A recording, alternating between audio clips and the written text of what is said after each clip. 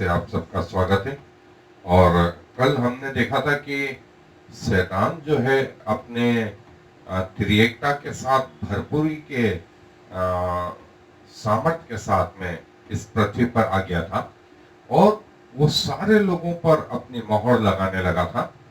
सो जो लोग मोहर नहीं ले रहे थे उनको उसने मार डाला, कईयों को जेल खानों में डाल दिया। मतलब अल्टीमेटली मृत्यु होनी ही है किसी भी रीति से जिन्होंने उसके चिन्ह को, उसकी मोहर को अपने माथों पर, अपने दाहिने हाथ में नहीं लिया था। सो उसके आगे का हिस्सा जो है, और जिन्होंने मोहर ली वे उनको लग रहा था कि वे अच्छा निर्णय कर रहे हैं, वे कुछ समय तक पृथ्वी पर रह सकते हैं, लेकिन उसके अंजाम जो है उनको भुगतने रहेंगे। और उसका अंजाम का एक हिस्सा जो भुगतना होगा वो हम आज देख रहे हैं और इसके बाद जो है 16वें अध्याय में भी देखेंगे। सो मेरे साथ निकाल लें प्रकाशित वाक्य की पुस्तक 14वां अध्याय और उसके पहले 13 पद। प्रकाशित वाक्य की पुस्तक 14वां अध्याय और उसके पहले 13 पद। फिर मैंने दृष्टि की और देखो वह मेमना सिय्योन पहाड़ पर खड़ा है और उसके साथ 1,44,000 जन हैं जिनके माथे पर उसका और उसके पिता का नाम लिखा हुआ है। और स्वर्ग से मुझे एक ऐसा शब्द सुनाई दिया जो जल की बहुत धाराओं और बड़े गर्जन का शब्द था। और जो शब्द मैंने सुना वह ऐसा था मानो वीणा बजाने वाले वीणा बजाते हो और वे सिंहासन के सामने और चारों प्राणियों और प्राचीनों के सामने मानो एक नया गीत गा रहे हैं। और उन 1,44,000 जनों को छोड़ जो पृथ्वी पर से मोल लिए गए थे, कोई वह गीत न गा सकता था। मैंने ये वे हैं जो स्त्रियों के साथ अशुद्ध नहीं हुए पर कुंवारे हैं। ये वे ही हैं कि जहां कहीं मेमना जाता है उसके पीछे हो लेते हैं। ये तो परमेश्वर के निमित्त पहला फल होने के लिए मनुष्यों में से मोल लिए गए हैं और उनके मुंह से कभी झूठ न, वे निर्दोष हैं। फिर मैंने एक और स्वर्गदूत को आकाश के बीच में उड़ते हुए देखा जिसके पास पृथ्वी पर के रहने वालों की हर जाति और कुल और भाषा और लोगों को सुनाने के लिए सनातन सुसमाचार था। और उसने बड़े शब्द से कहा, परमेश्वर से डरो और उसकी महिमा करो क्योंकि उसके न्याय करने का समय आ पहुंचा है। और उसका भजन करो जिसने स्वर्ग और पृथ्वी और समुद्र और जल के सोते बनाए। फिर इसके बाद एक और दूसरा स्वर्गदूत यह कहते हुए आया कि गिर पड़ा, वो बड़ा बाबुल गिर पड़ा जिसने अपने व्यभिचार की कोपमय मदिरा सारी जातियों को पिलाई है। फिर इसके बाद एक और स्वर्गदूत बड़े शब्द से यह कहता हुआ आया कि जो कोई उस पशु और उसकी मूरत की पूजा करे और अपने माथे पर या अपने दाहिने हाथ पर उसकी छाप ले तो परमेश्वर के प्रकोप की नीरी मदिरा जो उसके क्रोध के कटोरे में डाली गई है पिएगा। और पवित्र स्वर्गदूतों के सामने और मेमने के सामने आग और गंधक की पीड़ा में पड़ेगा और उसकी पीड़ा का धुआं युगानुयुग उठता रहेगा। और जो उस पशु और उसकी मूरत की पूजा करते हैं और जो उसके नाम की छाप लेते हैं उनको रात दिन चैन न मिलेगा। पवित्र लोगों का धीरज इसी में है जो परमेश्वर की आज्ञाओं को मानते और यीशु पर विश्वास रखते हैं। और मैंने स्वर्ग से यह शब्द सुना कि लिख, जो मुर्दे प्रभु में मरते हैं वे अब से धन्य हैं। आत्मा कहता है हाँ, क्योंकि वे अपने परिश्रमों से विश्राम पाएंगे और उनके कार्य उनके साथ हो लेते हैं। सो महत्वपूर्ण अध्याय, महत्वपूर्ण चीजें, महत्वपूर्ण घटनाएं जिन लोगों ने परमेश्वर की मोहर ली थी वे, और जिन्होंने उस पशु की मोहर ली थी वे, और जो लोग रह गए उनके लिए ये सब चीजें आज हम देखने जा रहे हैं। मेरे साथ आए। प्रकाशित वाक्य 14वां अध्याय। फिर मैंने दृष्टि की और देखो, वह मेमना सिय्योन पहाड़ पर खड़ा है और उसके साथ 1,44,000 जन हैं, जिनके माथे पर उसका और उसके पिता का नाम लिखा हुआ है। और मेमना के लिए जो शब्द आया है अर्नियन, और वो मेमना कोई और नहीं, प्रभु यीशु मसीह को एक उपाधि दी गई है, मेमना।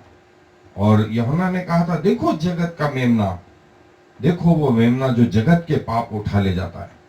और वो मेमना जो हमारे लिए बलि किया गया, वो हमारा फसल, हमारा प्रभु। और पिता के लिए जो शब्द है वो फादर, पाटर ग्रीक भाषा में, और नाम जो है ओनोमा। अब महत्वपूर्ण चीज ये है कि हमने 7वें अध्याय में देखा था कि परमेश्वर के लोगों पर जो है परमेश्वर की और मेमने की मोहर लगाई गई थी। 7वें अध्याय में हमने देखा था। अब वो 1,44,000 जन वहां वे थे जो इजराइल के गोत्रों में से थे, और 12 गोत्र में से 12,000 एक एक गोत्र में से लिए गए और उन पे मोहर लगाई गई। 1,44,000। अब 1,44,000 जो यहां बताए गए हैं वे विभिन्न है, उनसे डिफरेंट है। और वो कौन है? लिखा है जिनके माथे पर उसका और उसके पिता का नाम लिखा हुआ है। और 1,44,000 1,44,000 जो लोग हैं वे मेमने के साथ साथ चलते हैं। जहां कहीं मेमना जाता है वे उसके साथ होते रहते हैं, और जिनके माथों पर परमेश्वर के और उस मेमने की मोहर लगी हुई थी। और कई लोगों ने, हमने कल देखा था, कई लोगों ने शैतान की मोहर ली हुई थी, उनके भी परिणाम देख रहे हैं।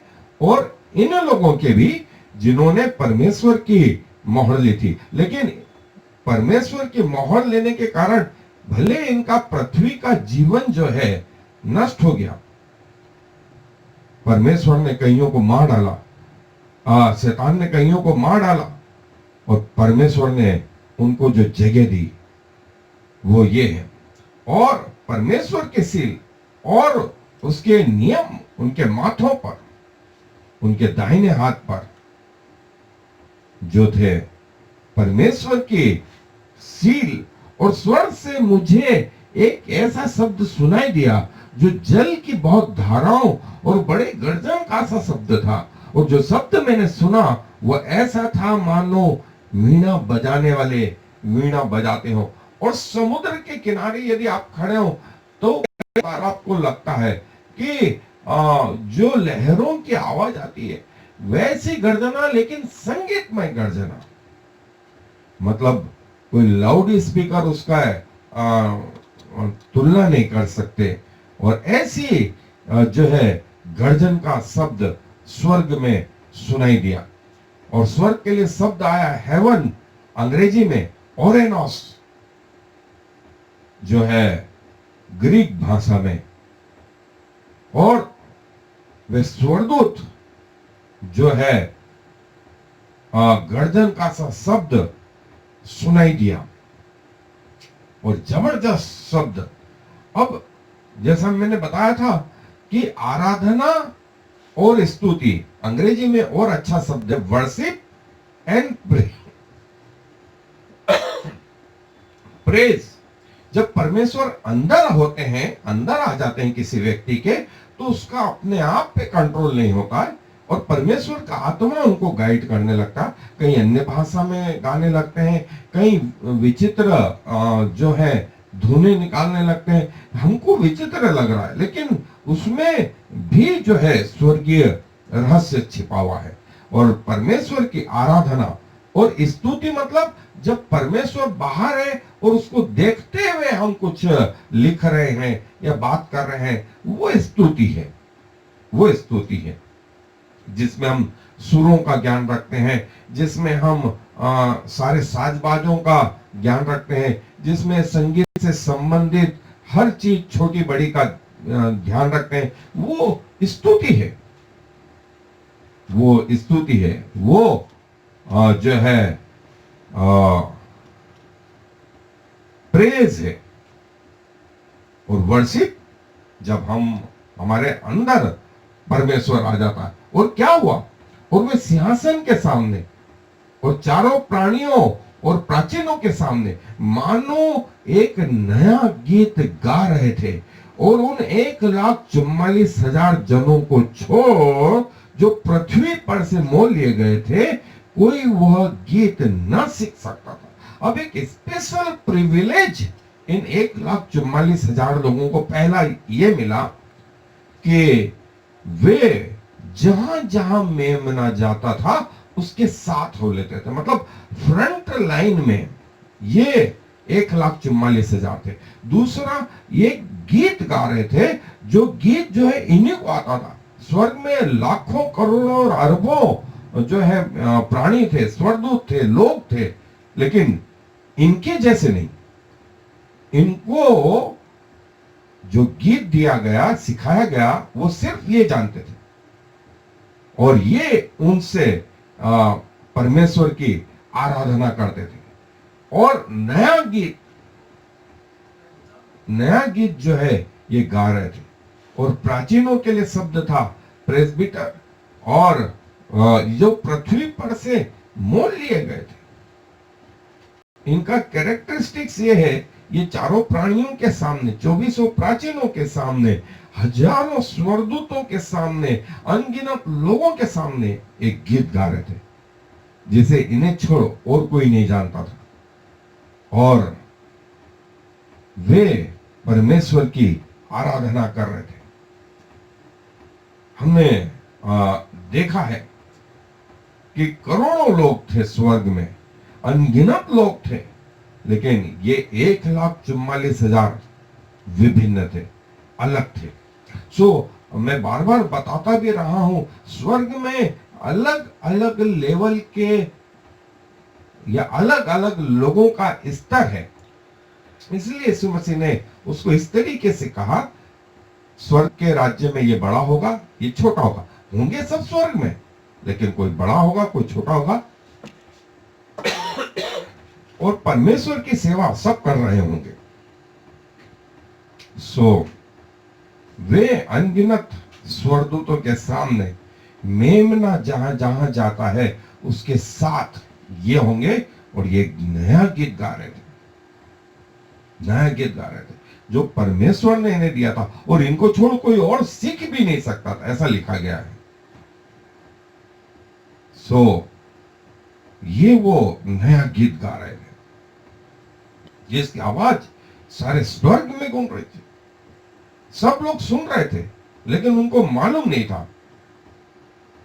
परमेश्वर की आराधना करना भी एक सौभाग्य है, और यदि परमेश्वर हमारा उपयोग करता है उसके पवित्र नाम के लिए, हमें अपने भवन में आन देता है और हम उसकी स्तुति कर सकते हैं, यह हमारा सौभाग्य है। कई लोगों को लगता है कि वे आराधना कर रहे हैं तो परमेश्वर की आराधना हो रही है, अन्यथा परमेश्वर की आराधना बंद हो जाती।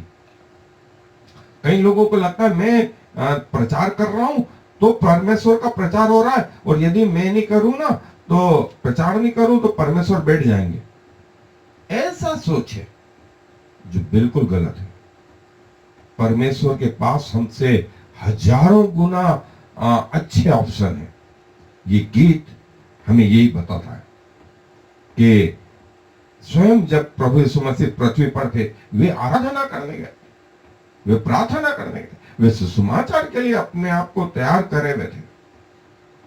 उनका अभिषेक परमेश्वर की ओर से था, मनुष्यों की ओर से नहीं। ये वे लोग हैं जो स्त्रियों के साथ अशुद्ध नहीं हुए पर कुंवारे हैं। ये वे ही हैं कि जहां कहीं मेमना जाता है उसके पीछे हो लेते हैं। ये तो परमेश्वर के निमित्त पहला फल होने के लिए मनुष्यों में से मोल लिए गए, और इन्होंने लिखा है इनके मुंह से कभी झूठ नहीं निकला। ये निर्दोष है। पहली चीज, इन्होंने अपने आप को संसारिक, शारीरिक और शैतानी बातों से बचा के रखा, पवित्र रहे। और यीशु मसीह ने सुसमाचार में इसको ऐसा कहा, कई लोगों को जो है समाज ने नपुंसक बना दिया। कुछ लोगों ने अपने आप को परमेश्वर के राज्य के लिए नपुंसक बना लिया है। और लिखा है आगे, जो इस शिक्षा को ग्रहण कर सकता है ग्रहण करे। सो कई लोगों ने इस शिक्षा को ग्रहण किया, और जब से यीशु मसीह या जब से पृथ्वी बनी, ऐसे लोग सिर्फ जिनकी संख्या 1,44,000 थी। और परमेश्वर का एक रहस्य ये भी आया कि वे लोग, वे बच्चे जो यीशु मसीह के जन्म के समय, वे बच्चे जो मूसा के समय में जो है मार डाले गए, जिन्होंने जीवन देखा ही नहीं था, 2 साल के नीचे थे, वे बच्चे बड़े होकर के ये गुण लिए हुए थे कि वे पवित्र थे। उनके मुंह से कभी झूठ नहीं निकला, वे स्त्रियों से अशुद्ध नहीं हुए, और जहां कहीं मेमना जाता वे उसके पीछे पीछे हो लेते। सो वे निर्दोष, मेमने के साथ साथ उनके ये गीत अलग, और ये पहला फल होने के लिए पृथ्वी पर से मोल लिए गए। सो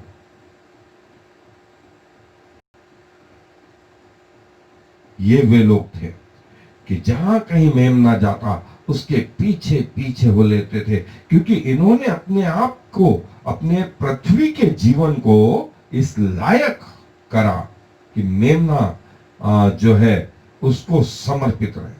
सो धन्य है ये वे, धन्य है ऐसे लोग, ऐसे संत जो निर्दोष, पवित्र, जिन्होंने अपने आप को शैतान को समर्पित नहीं किया और पूरी जिंदगी भर परमेश्वर के प्रति वफादार रहे।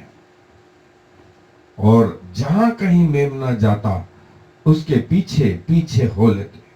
नया गीत गाने का इनको सौभाग्य मिला, स्वर्ग के किसी और व्यक्तियों को नहीं, इनको मिला, इनको मिला, क्योंकि इन्होंने अपने आप को परमेश्वर की सेवा के लिए पृथ्वी से ही जो है समर्पित कर दिया। सो यीशु मसीह ने इस बात को जो है बताया।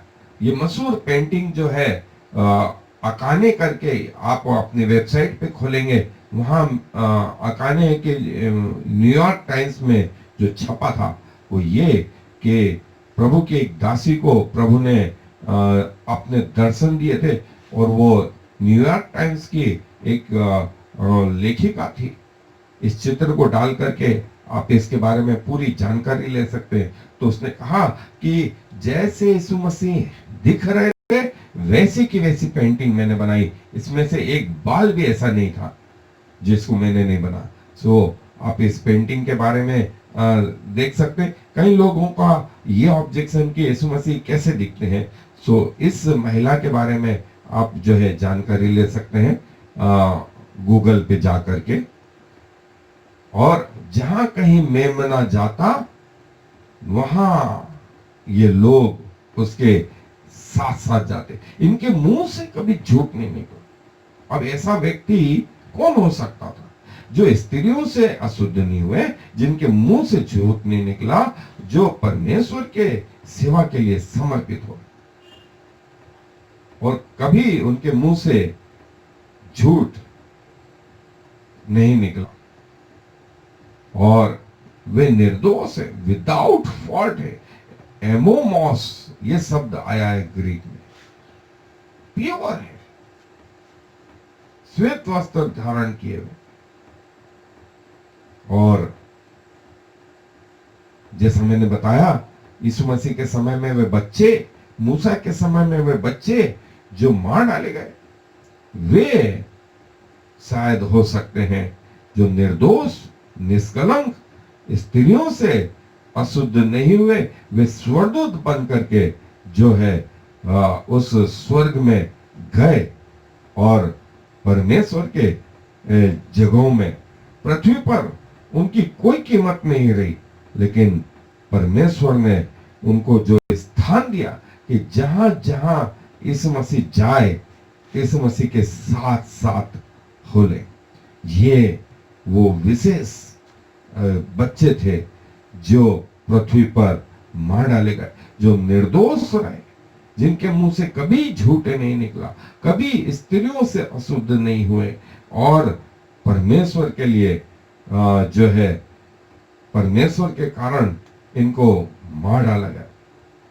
एंजल गार्डियंडर, आपको मालूम है ये मशहूर पेंटिंग जो है, जो स्वर्गदूत इनकी रक्षा करते हैं, और वे बच्चे परमेश्वर के सामने बड़े होकर के वहां पर जो है प्रभु यीशु मसीह के पहले फर्स्ट लाइन के जो है वे जो है फर्स्ट लाइन, प्रथम लाइन में, ये वो बच्चे जो बड़े हो गए और यीशु मसीह के साथ साथ जहां कहीं जाता वहां उसके साथ साथ हो लेते, और प्रभु भी इनको खूब प्यार करते, और प्रभु की गोद में, प्रभु के कंधों पर, प्रभु के आगे पीछे जो है ये खेलते रहते। और लिखा है, फिर मैंने एक और स्वर्गदूत को आकाश के बीच में उड़ते हुए देखा, जिसके पास पृथ्वी पर के रहने वालों की हर जाति और कुल और भाषा और बोली को सुनाने के लिए सनातन सुसमाचार था। और स्वर्गदूत एजिलॉस, सनातन, एवरलास्टिंग, एओनियोस, सनातन, और सुसमाचार मतलब परमेश्वर या प्रभु यीशु मसीह के जीवन के बारे में, उसके जन्म के बारे में, उसकी सेवाओं के बारे में, उसके क्रूसिफिकेशन के बारे में, उसकी मृत्यु के बारे में, उसके पुनरुत्थान के बारे में, उसके द्वितीय आगमन के बारे में, उसके जजमेंट के बारे में, मतलब यीशु मसीह से संबंधित हर वो बात जो प्रीच की जाती है सुसमाचार कहलाती है। और सुसमाचार के लिए जो शब्द आया यूगेलियन, गॉस्पल, गुड न्यूज, और ये है, और प्रचार करने के लिए प्रीच, यूगेलियोजो, प्रोक्लेम। और ये देखिए, बार बार हम एक चीज देखते हैं कि स्वर्गदूत ये काम कर रहे हैं, स्वर्गदूत ये काम कर रहे हैं पृथ्वी पर जो है, ये पृथ्वी के लोगों को ये काम नहीं सौंपा गया, ये काम स्वर्गदूतों को सुसमाचार सुनाने के लिए कहा गया। राष्ट्रों के लिए एथनिकॉस,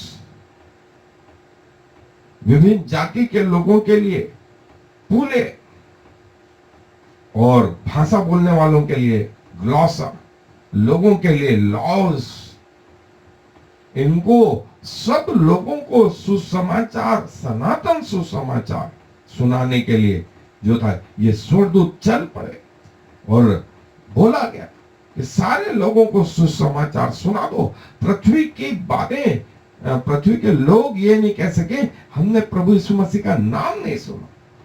सारी पृथ्वी पर यहां से वहां तक सब जाति और सब लोग, और आज के मोबाइल के जमाने में ऐसा बोलते हैं 98 to 99% लोगों ने प्रभु का सुसमाचार सुन लिया, और पृथ्वी के हर कोनों तक यह सुसमाचार पहुंचा दिया गया। हर भाषा में 2200 से ज्यादा भाषाओं में बाइबल का ट्रांसलेशन है, और हर जगह कोशिश की गई कि पृथ्वी के छोर तक स्वर्गदूतों के माध्यम से, मनुष्यों के माध्यम से, परमेश्वर के सेवकों के माध्यम से, प्रकृति के माध्यम से जो है सुसमाचार पहुंचा दिया गया। सारी पृथ्वी के लोगों को सुनाने के लिए उसके पास सनातन सुसमाचार था। और सनातन सुसमाचार था कि लोग नहीं कह सके कि हमें नहीं मालूम, हमें नहीं मालूम। और सारी पृथ्वी के लोगों को ये सनातन सुसमाचार सुना दिया गया, सुना दिया गया। और लिखा है, उन्होंने उसने बड़े शब्द से कहा, परमेश्वर से डरो और उसकी महिमा करो, क्योंकि उसके न्याय करने का समय आ पहुंचा है। और उसका भजन करो, जिसने स्वर्ग और पृथ्वी और समुद्र और जल के सोते बनाए। उसे डरो, उसका भय मानो, फियर। एक डर होता है जो दुष्टात्माओं से होता है, एक डर होता है जो माता पिता से होता है, एक डर जो होता है हमें सीनियर से होता है। और ये जो डर है वो परमेश्वर को प्रकट करता है कि उससे डरना चाहिए हमको। और जो शब्द आया है वो फोबिया। और उसकी महिमा करो, महिमा के लिए शब्द आया है डोक्सा, ग्लोरी। और उस घड़ी के लिए जो शब्द आया, समय के लिए जो शब्द आया है वो होरा, टाइम, सीजन। उसके न्याय करने का समय आ गया है। न्याय के लिए जो शब्द आया है क्राइसिस, कि दुष्ट को धर्मी से अलग करे, जैसा मत्ती रचित सुसमाचार में भी कहा गया। और ये स्वयं परमेश्वर ने स्वर्गदूतों को नहीं दिया, संतों को नहीं दिया, ये पाठ उसने अपने हाथ में रखा। सो न किसी की सलाह ली गई, सबके काम अपने आप प्रकट थे। और जैसा उन किताबों में लिखा हुआ था, हर व्यक्ति का न्याय किया गया। और उन्होंने आराधना करी, उसकी आराधना करो। देखिए, वर्शिप, प्रोस्क्यूनियो, वर्शिप, परमेश्वर अंदर है, जो जगत की उत्पत्ति, फाउंडेशन, पेगी। और जगत की उत्पत्ति, परमेश्वर से डरो।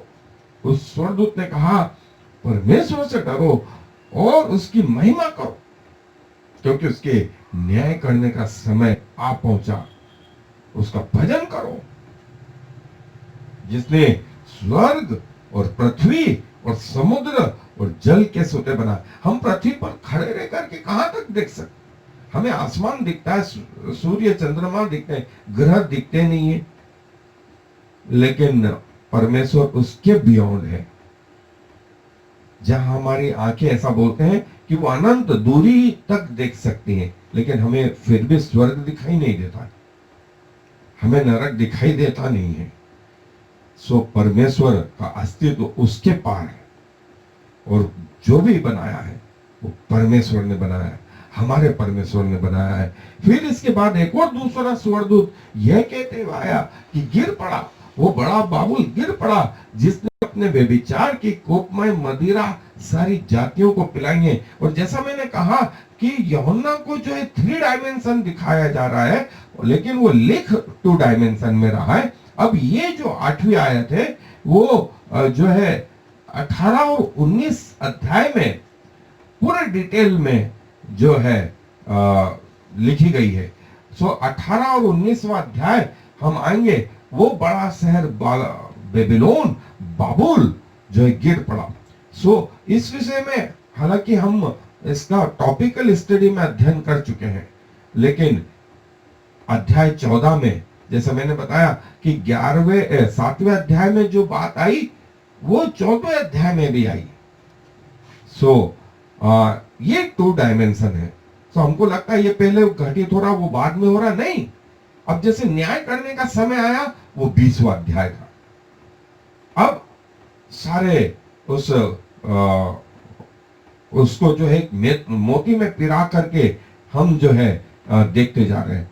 सो लिखा है कि जो उसको फॉलो करते थे, जो उसके पीछे चलते थे, उसके लिए शब्द आया है एकोलो थियो। और जो उसके पीछे पीछे चलते थे, मदिरा के लिए शब्द आया है ओनियोस। ओनियोस वो मदिरा जो दाख से या अंगूर से निकाली जाती है। उसके प्रकोप के लिए जो शब्द आया है व्रात, ऑर्ग।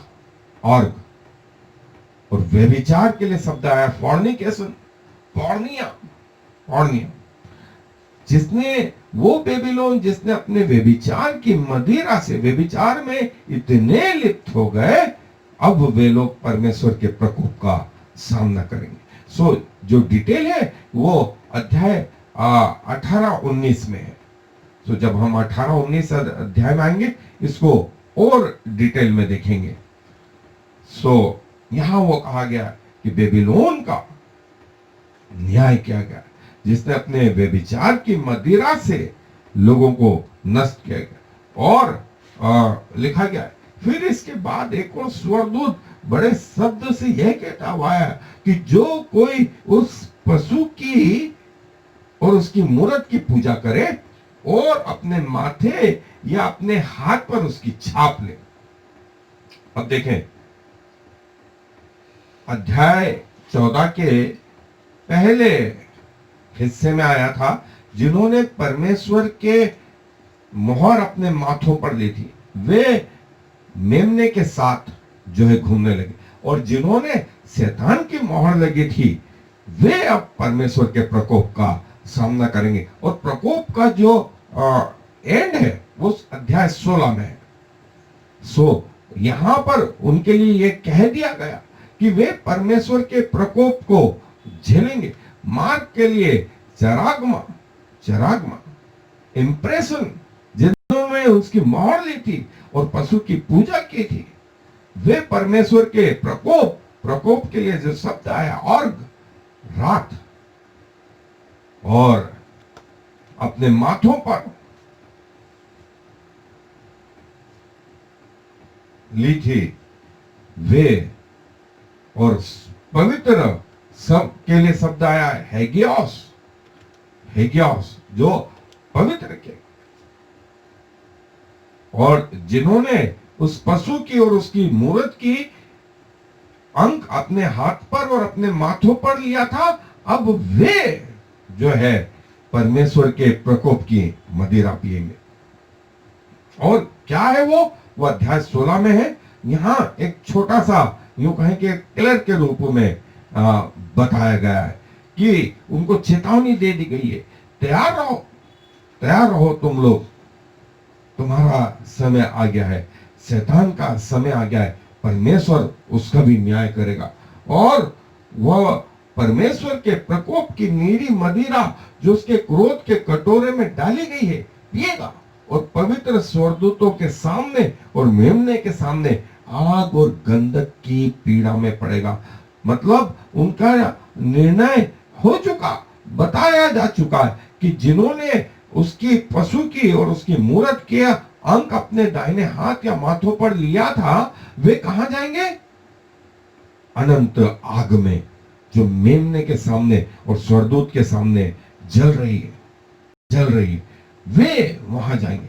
पृथ्वी पर उनको थोड़ा सा आराम मिला, उनके प्राणों को बचा दिया गया था कुछ समय के लिए, लेकिन ये अनंत काल के लिए उनके लिए वो जगह तैयार कर दी गई।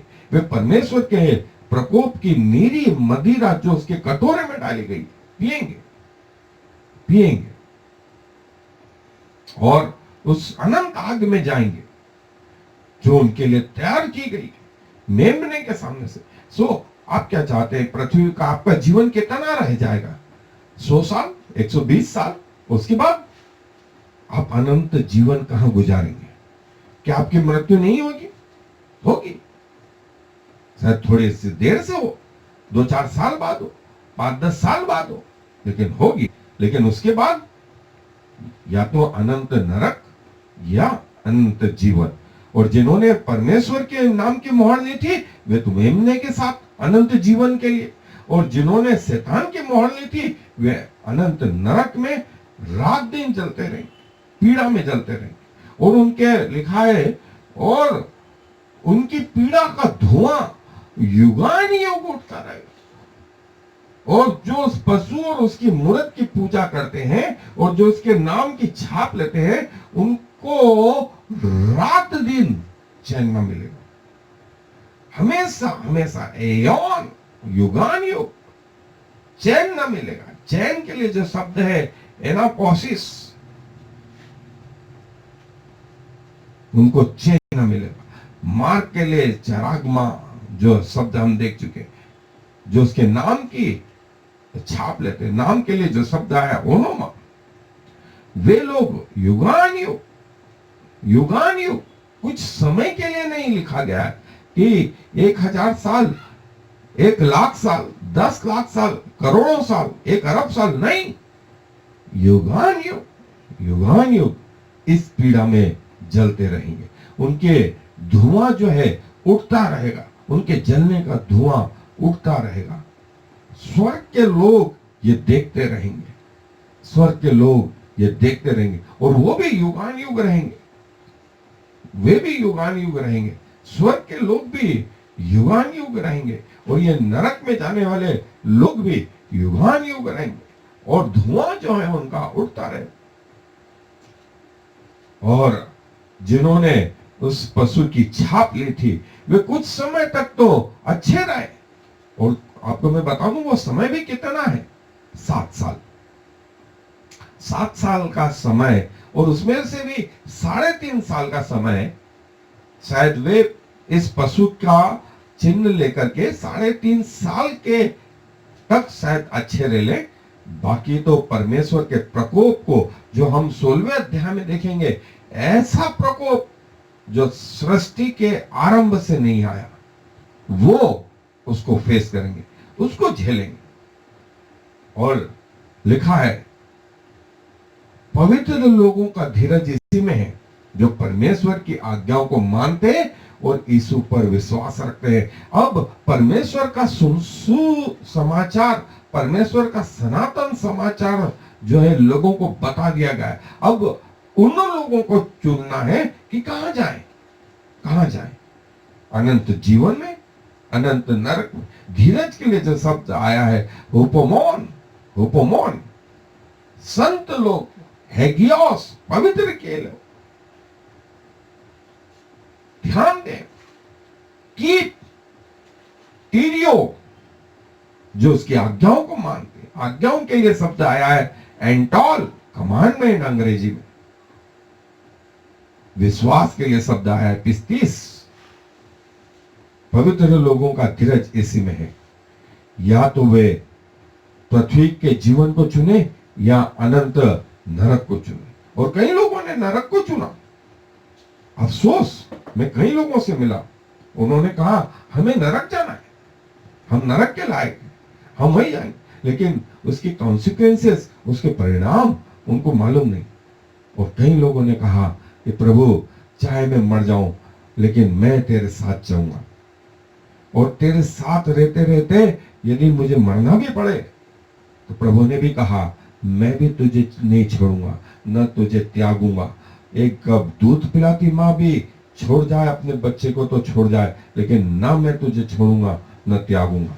इनकी मृत्यु हुई, लेकिन प्रभु के पास ये हमेशा हमेशा के लिए सुरक्षित रहे। और पृथ्वी का इनका जीवन जो है कठिन था, दुख भरा था, लेकिन अनंत जीवन जो है वो हमेशा के लिए, हमेशा के लिए, युगानुयुग के लिए परमेश्वर के पास आनंद से। हेरोदेस ने मरवा दिया, उस समय मिस्री राजा फिरौन ने मरवा दिया बच्चों को, लेकिन वे बच्चे यीशु मसीह के साथ, वे लोग यीशु मसीह के साथ, और मर गए, वे लोग मर गए। लेकिन एक बहुत अच्छी प्रतिज्ञा है, सब इसको अंडरलाइन कर सकते हैं, और वो प्रतिज्ञा ये है, फिर मैंने स्वर से यह शब्द सुना कि लिख, लिख, जो मुर्दे प्रभु में मरते हैं वे अब से धन्य हैं। आत्मा कहता है हाँ, क्योंकि वे अपने परिश्रमों से विश्राम पाएंगे और उनके कार्य उनके साथ हो लेते हैं। धन्य वे जो प्रभु में मरते हैं, धन्य। यदि आपके पास पैसा है और प्रभु नहीं है, आपका पैसा किसी काम का नहीं, लेकिन आपके पास पैसा नहीं है और आपके पास प्रभु है, आपके पास जीवन है, आपके पास जीवन है। सो वो बोलता है स्वर्गदूत, लिख, ग्राफो, लिखने के लिए जो शब्द आया ग्राफो, लिख ले, धन्य है, ब्लेसेड है, मैकारियोस, मैकारियोस, धन्य वे मुर्दे। अब देखिए, वे जो मरते हैं, नेकेरोस, हमने देखा था कि टेम्पररी डेथ हो गई उनकी, वे पृथ्वी पर मर गए। इसलिए शब्द नेकेरोस का मतलब है टेम्पररी, मतलब पृथ्वी का आपने कपड़ा छोड़ दिया है और आत्मिक कपड़ा पहन लिया है। मरते हैं, एपेथीनेस को मरते हैं।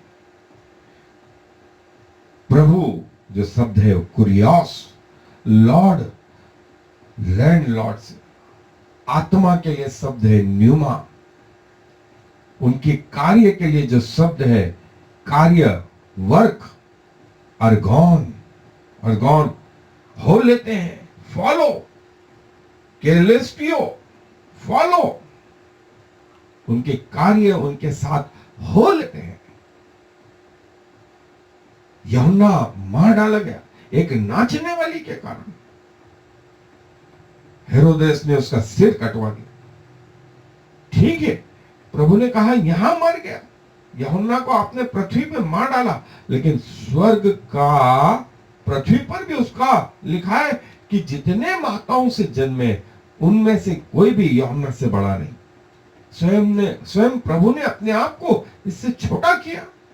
जितने माताओं से जन्मे उनमें से यूहन्ना से बड़ा कोई नहीं, लेकिन स्वर्ग का छोटे से छोटा आदमी उससे बड़ा। मतलब स्वर्ग किसी भी हालत में पृथ्वी के जीवन से अच्छा है, किसी भी हालत में, गिरी से गिरी हालत में, चाहे आप स्वर्ग के सबसे छोटे आदमी भी हो तो भी आप धन्य हैं। धन्य है वे मुर्दे जो प्रभु में मरते हैं, उनके कार्य उनके साथ हो लेते हैं और वे आशीष पाए, आशीष पाए। सो दोस्तों, निराश होने की जरूरत नहीं, तकलीफ आती आने दो। पृथ्वी पर मर भी गए तो भी डरने की जरूरत नहीं, क्योंकि धन्य वे मुर्दे, मर गए कई लोग इस महामारी में। अभी तो 40-50 लाख के करीब, लेकिन हिटलर ने 60 लाख यहूदियों को मरवा डाला। ऐसे लाशें जिनको खोद के लिए जेसीबी मशीन से जो है गड्ढों में डाला गया। प्रभु ने कहा कोई बात नहीं, अनंत जीवन में मैं तुम्हें लूंगा, मैं तुम्हें अनंत जीवन में लूंगा। धन्य है वे लोग जो प्रभु में मरते हैं, धन्य है जो प्रभु में मरते हैं। सो प्रभु अपने वचन को आशीष दे, आए दुआ करें।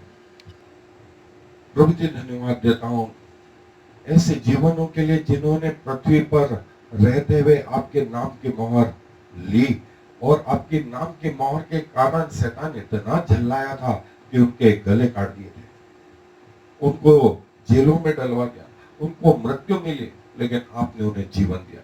धन्यवाद प्रभु ऐसे बच्चों के लिए जिनके प्राण आपके लिए न्यौछावर हुए, आपने उन्हें वो ओहदा दिया जो किसी और ने नहीं दिया।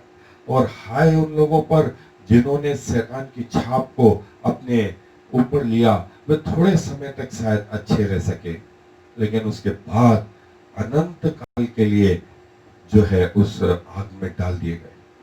प्रभु आपने कहा कि धन्य है वे मुर्दे जो आप में मरते हैं, वे अनंत काल के लिए आप में विश्राम पाएंगे। प्रभु मैं अपने आप को आपके समीप लाता हूं, आपके क्रूस के समीप लाता हूँ। आपकी सामर्थ्य मेरे जीवन में काम करे, आपका लहू मेरे जीवन में काम करे, और प्रभु मेरे अपराधों को धो करके जो है मुझे श्वेत करें कि मैं भी प्रभु आपके साथ उस अनंत जीवन में आ सकूं। धन्यवाद प्रभु एक बार फिर से उस सनातन सुसमाचार के लिए जो आपके अनुग्रह से अब हम तक पहुंचा है। सारा आदर आपको देते हुए इस विनती को प्रभु यीशु मसीह के नाम से मांग लेते हैं, आमीन। और फिर